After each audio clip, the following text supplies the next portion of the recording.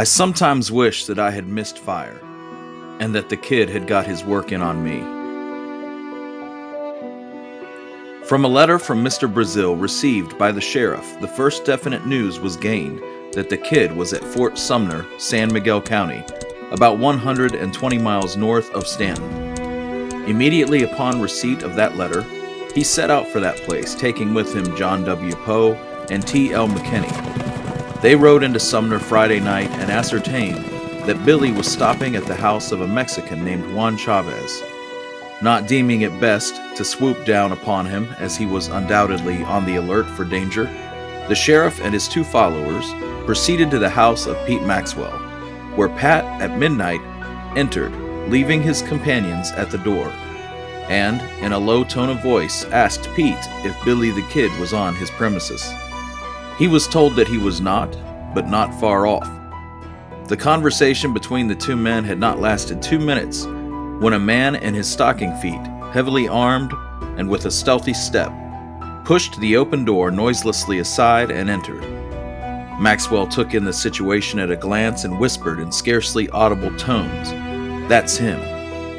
Pat knew what that meant, but had not time to prepare himself for action, so he dropped behind the head of the bed and remained in a crouching position, and the outlaw approached the bed on which Maxwell was reclining. Kid was apparently alarmed at having seen the two men outside, for he asked hurriedly of Maxwell, "Who are they?" and repeated the question quickly. Maxwell made no reply, and Kid then caught sight of Garrett. He did not apparently recognize the man, but pointed his revolver at him and asked, "Who is it?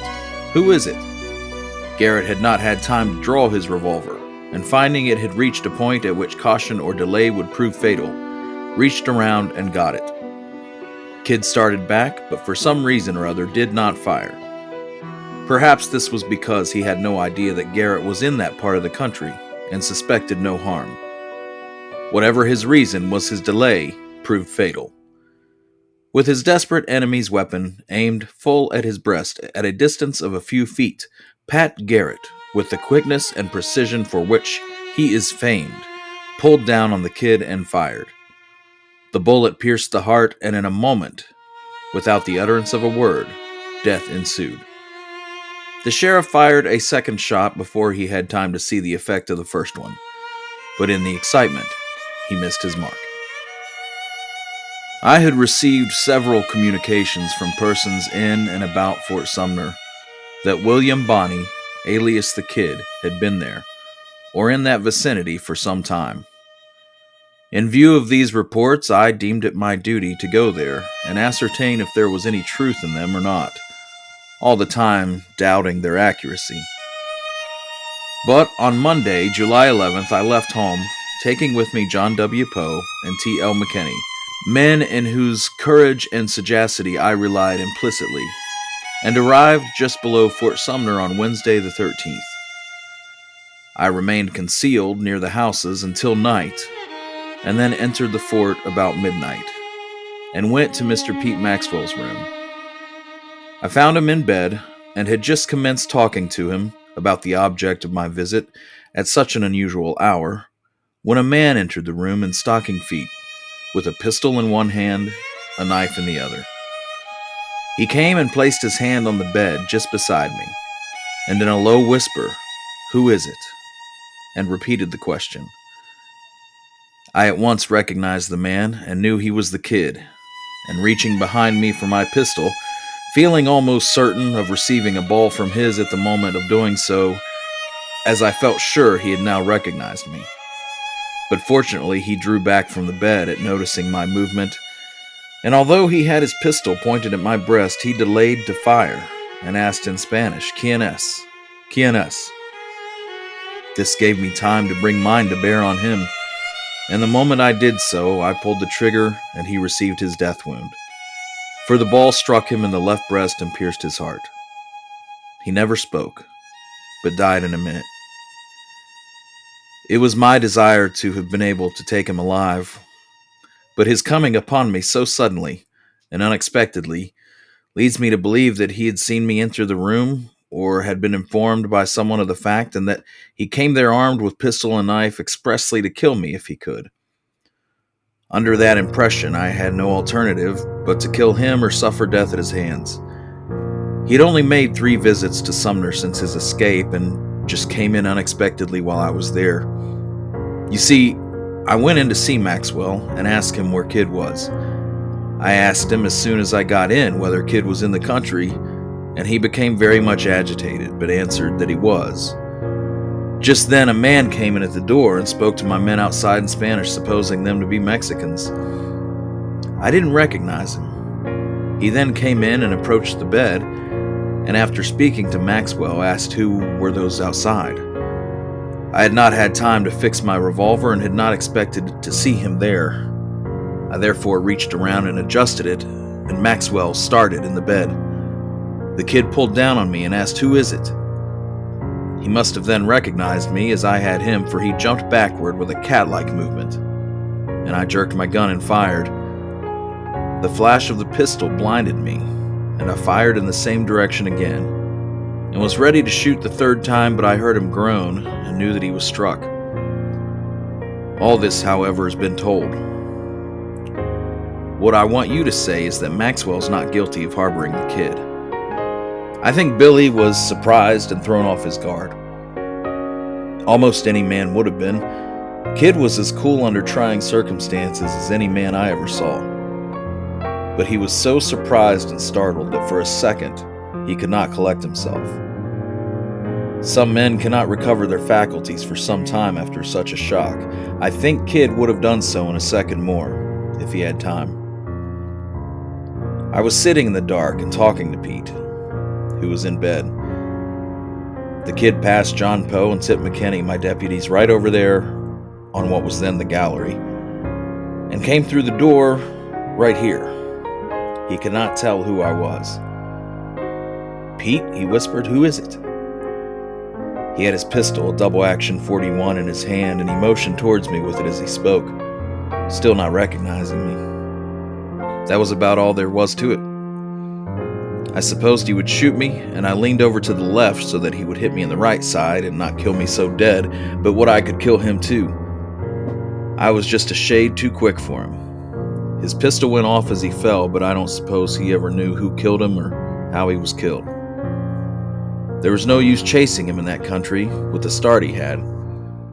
I waited until I thought he would reach his sweethearts at the Maxwell ranch house, and I got him. I don't think he was naturally bloodthirsty. I never heard of him killing a man wantonly. I always found him courteous, and to ladies he was a model of politeness. He went the wrong way. That was all there was to it. But his nerve was unequaled, and he was only 21 when he died. On that night, I got to Peter Maxwell's ranch. I left my 2 men outside and went in to see Maxwell, whom I knew well. Pete was lying in a bed in a corner. I put my Winchester against the wall and sat down on the bed to talk with him. I told him I'd heard Billy had been seen around there. He said he hadn't seen him. I knew by his manner that he wasn't telling the truth, and while we were sitting there talking, Billy came in.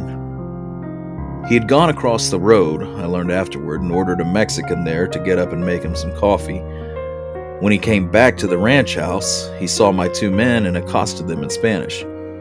They made no answer, and he darted into the house and upstairs in his stocking feet. My face was in a shadow when he appeared in the doorway, and he darted over to me with his knife in one hand and his gun in the other. He had his gun within a foot of me when he laid his hand on my knee and demanded, "Who are you?" He sprang back instantly and fired. But I had fired first, and the ball went through his heart. I fired a second time, but the bullet went over him. He'd fallen. 100 stories have been told about how I killed Billy, but this is the true one. It had been a hot day throughout the valley in the Mesa Redondo country. I strolled over to a neighbor's house, and on my return had stopped under a big cottonwood tree for a moment, when the kid, whom I had known for some time, strolled up. He'd just ridden into town. He was hot and tired, and we there drank beer together. He told me he was hungry, and that he was going to the home of Don Pedro Maxwell for a cut of fresh beef for his supper. which was being prepared in a nearby house. We parted there, and in a few minutes there were shots. The news spread that Garrett had shot the kid at Maxwell's home. I ran over there, and Garrett, who had run out of the house, told me to go in and see if the kid was dead. He stated he had shot Billy in Maxwell's room. I walked into the unlighted room, stepped around a body lying on the floor, and then lighted a coal oil lamp sitting on the mantel. I turned around and walked over to the body of Billy.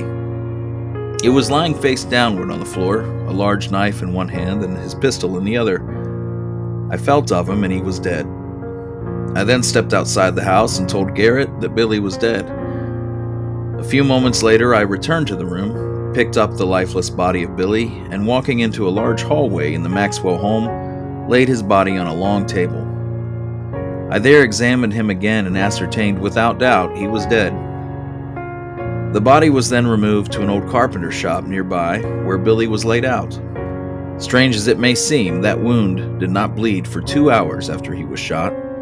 There was just a little red spot on his light-collared shirt where the bullet hit him. Billy was shot about 9:30 on the night of July 14th. I've wanted the thoughts of that certain tragedy to go down in history as forgotten stuff. Do you know that I had 3 chances of being killed that night in 1 minute? First place, I was between Garrett and the kid while Garrett was shooting. Second, when the bullet hit the kid over the heart, he plunged forward with his finger on the trigger and a knife in the other hand. The knife barely missed my left ribs as he plunged forward, striking the floor. The third chance was when I started to run out the door. John Poe throwed a .45 Colt in my stomach and told me to stop. Upon our arriving at the residence, a very long 1-story adobe building standing end to end and flush with the street, having a porch on the south side, which was the direction from which we approached the premises, all being enclosed by a railing fence, one side of which ran parallel to and along the edge of the street up to the corner of the building. Garrett said to me, "This is Maxwell's room on the corner. You fellas wait here while I go in and talk with him," and thereupon stepped onto the porch and entered Maxwell's room through the open door, left open on account of the extremely warm weather. While the other 2 of us stopped on the outside, McKinney squatting on the outside of the paling fence and I sitting on the edge of the porch in the small open gateway leading from the street onto the porch. It should be mentioned here that up to this moment, I had never seen either Billy the Kid or Maxwell, which fact, in view of the events transpiring immediately afterwards, placed me at an extreme disadvantage. As Maxwell's was the only place in Fort Sumner that I had considered above suspicion of harboring the kid, I was entirely off my guard. The thought came into my mind being that the man approaching was either Maxwell himself or some guest of his who had occasion to go the rear of the premises during the night. He came on until he was almost within arm's length of where I sat before he saw me, as I was partially concealed from his view by the post of the gate. Upon his seeing me, he, as quick as lightning, covered me with his 6-shooter, sprang onto the porch, calling out in Spanish, "¿Quién es? Who is it?" and backing away from me towards the door through which Garrett only a few moments before had passed, repeating his query, "Who is it?" in Spanish several times. At this, I stood up from where I had been seated, stepped onto the porch, and advanced toward him, telling him not to be alarmed, that he would not be hurt, still without the last suspicion that this was the man we were looking for. As I moved toward him, trying to reassure him, he backed up into the doorway of Maxwell's room, where he halted for a moment, his body concealed by the thick adobe wall at the side of the doorway, put his head out, and asked in Spanish for the 4th or 5th time who I was. I was within a few feet of him when he disappeared into the room. After this, until after the shooting, I was unable to see what took place on account of the darkness of the room, but plainly heard what was said on the inside. An instant after this man left the door, I heard a voice inquire in a sharp tone, "Pete, who are those fellows on the outside?" An instant later, a shot was fired in the room, followed immediately by what everyone within hearing thought was 2 other shots. However, there were only 2 shots fired, the third report, as we learned afterward, being caused by the rebound of the second bullet, which had struck the adobe wall and rebounded against the headboard of a wooden bedstead. I heard a groan and one or two gasps, as of someone dying in the room. An instant later, Garrett came out, brushing against me as he passed, stood by me close to the wall at the side of the door, and says to me, "That was the kid that came in there, and I think I've got him." I said, "Pat, the kid would not come to this place. You've shot the wrong man." Upon my saying this, Garrett seemed for a moment to be in doubt himself as to who he had shot, but quickly spoke up and said, "I'm sure that was him, for I know his voice too well to be mistaken." This remark of Garrett's relieved me of considerable apprehension, as I had felt almost certain that someone whom we did not want had been killed. A moment after Garrett came out of the door, Pete Maxwell rushed squarely onto me in a frantic effort to get out of the room, and I certainly would have shot him, but for Garrett striking my gun down, saying, "Don't shoot, Maxwell," as by this time I had begun to realize that we were in a place which was not above suspicion, such as I had thought this residence to be, and as Garrett was so positive that the kid was inside, I came to the conclusion that we were up against a case of kill or be killed, as we had from the beginning realized it would be whenever we came up with the kid. By this time all was quiet within the room, and as on account of the darkness we were unable to see what the conditions were on the inside, or what the result of the shooting had been, we, after some rather forceful persuasion, induced Maxwell to procure a light, which he finally did by bringing an old-fashioned tallow candle from his mother's room at the further end of the building, passing by the rear to the end where the shooting occurred, and placing the candle on the windowsill from the outside. This enabled us to get a view of the inside, where we saw a man lying stretched upon his back, dead, in the middle of the room, with a six-shooter lying at his right hand and a butcher knife at his left. Upon examining the body, we found it to be that of Billy the Kid. Garrett's first shot had penetrated his breast just above the heart, thus ending the career of a desperado who, while only about 33 years of age at the time of his death, had killed a greater number of men than any of the many desperados and killers I have known or heard of during the 45 years I've been in the Southwest. Within a very short time after the shooting, quite a number of the native people had gathered around, some of them bewailing the death of their friend, while several of the women pleaded for permission to take charge of the body, which we allowed them to do, they carrying it across the yard to a carpenter shop where it was laid out on a workbench, the women placing burning candles around it, according to their ideas of properly conducting a wake for the dead. We spent the remainder of the night on the Maxwell premises, keeping constantly on our guard, as we were expecting to be attacked by the friends of the man killed. Nothing of the kind occurred, however. There have been many wild and untrue stories of this affair, one of which was that he had in some way learned in advance that the kid would come to Maxwell's that night, and we had concealed ourselves there with the purpose of waylaying and killing him. While we no doubt would, under the circumstances, have lain in wait for him at the Maxwell premises if there had been the slightest reason for believing that he would come there, the fact that he did come there was a complete surprise to us, absolutely unexpected and unlooked for as far as we three were concerned. I've been in many close places, through many trying experiences, both before and after this occurrence, but never in one where I was so forcibly impressed with the idea that a higher power controls and rules the destinies of men. To me, it seemed that what occurred in Fort Sumner that night had actually been foreordained. I stayed at my cousin's house that night. His name was Vicente Otero also, and in the morning I was told that Pat Garrett had killed Billy during the night at the Maxwell house. I got up and walked over to Maxwell's house. Pat Garrett was at the door of Pedro Maxwell's bedroom, and he wouldn't let me go in. The door was open, though, and I could look inside, and I saw Billy lying there just inside the doorway. They'd put him on Pedro's bed, and he was lying there on his back with blood all over his chest, and his feet hanging down to the floor. Another officer on the scene started talking about getting some people together for a coroner's jury, I didn't want to be on the jury, so I got my wagon in a hurry and headed on north to Las Vegas. The common talk in Fort Sumner was that Maxwell had sent word to Garrett that the kid was hiding out at Fort Sumner. They said Billy had sent a letter to Pedro Maxwell saying he was going to marry his sister. Maxwell didn't want his sister to marry Billy, so he sent word to Garrett to come and get him. My father was always unwilling to speak of his killing of the kid, passing it off that it was either the kid or me. I believe that my father had an almost paternal feeling toward the kid and deplored the fact that the killing was the only course to pursue in dealing with the young bandit. Billy the Kid was one of the nicest little gentlemen I ever saw. Kind and considerate, true and loyal to his friends, afraid of nothing on earth that walked.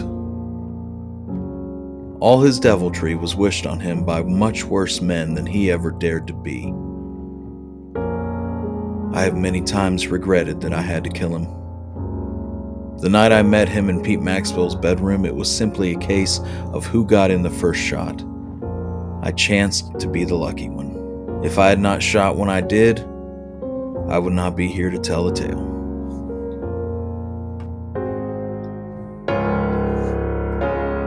Billy forever calls out to us from the darkness of the past. ¿Quién es? Who is it? And like Garrett, sitting, waiting, we are unable to answer, unable to stop what happens next.